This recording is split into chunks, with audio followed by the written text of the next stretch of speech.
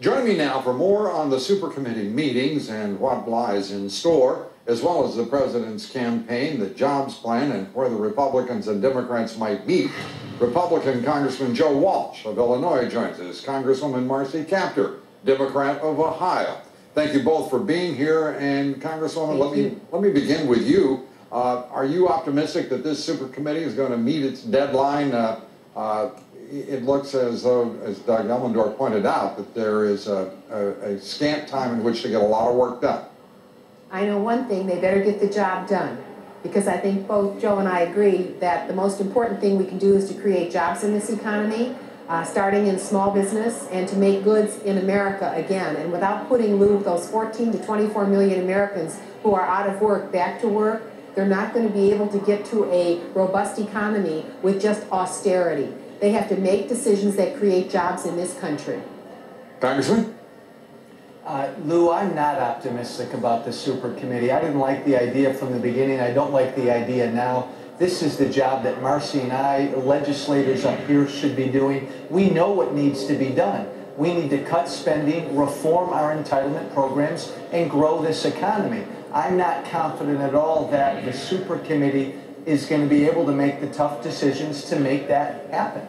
As you both know, leaks coming out of the Super Committee suggesting that they're looking at cuts in excess, in point of fact, of $3 trillion.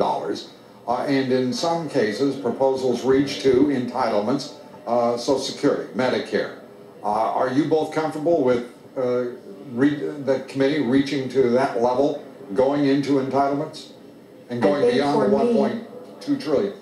I'm sorry. For that amount of money, for example, in pharmaceuticals, which we know are so expensive for citizens across our country, I believe in negotiated pricing for bulk buying of pharmaceuticals, as we did when we purchased Cipro and we had all these health threats back about a decade ago. And the VA currently does bulk buying. That saves so much money. If they save money that way, I support it. If they cut into the bone of senior citizens who are in nursing homes across this country with bed sores and unable to have decent nursing care, I can't go there.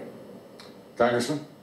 Lou, we're so much better than this. We're $14 to $15 trillion in debt, and that's going to go up every single year. If we can't find $3 trillion in cuts, let's remember, over the next 10 years, then shame on us. Again, broken record, we know what needs to be done. We do need to cut spending everywhere, but we have to have a tough talk with the American people, and we've got to look at these entitlements and reform them so they'll be around.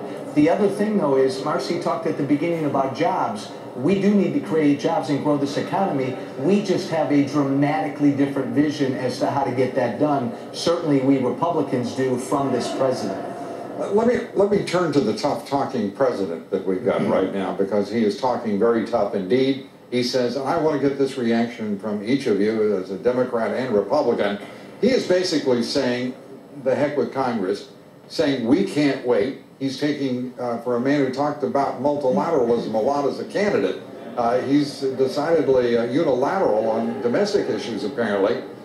He is saying we can't wait. He's repeating that mantra. Something tells me we're going to hear it a lot more in the weeks and months ahead. He's saying the heck with Congress. Marcy Kaptur, Congresswoman, how do you feel? I feel that he should go to the country.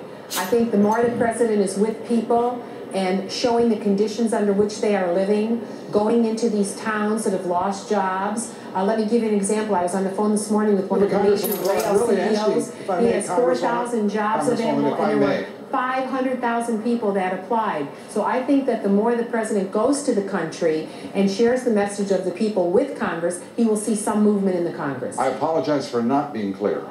My question was, do you have a problem with this president acting unilaterally and stepping away from Congress and not involving you, as some would argue he should, constitutionally?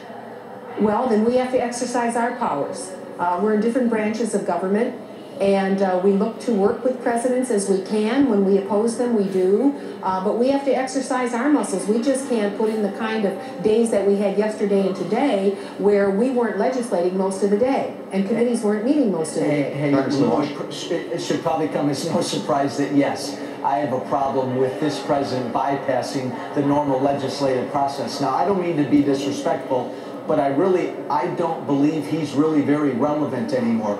The man is a walking speech, and he's a walking one-liner. A month or so ago, it was pass this now or something like this.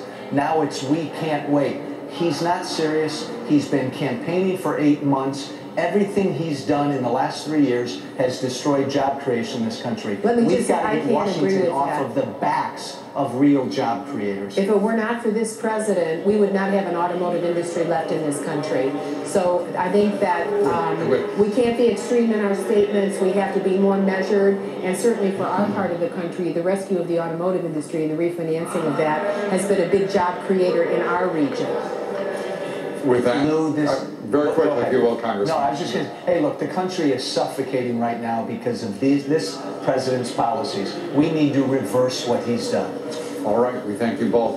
Congresswoman Kaptur, thank you. Congressman Walsh, Thank you very much. Up next year.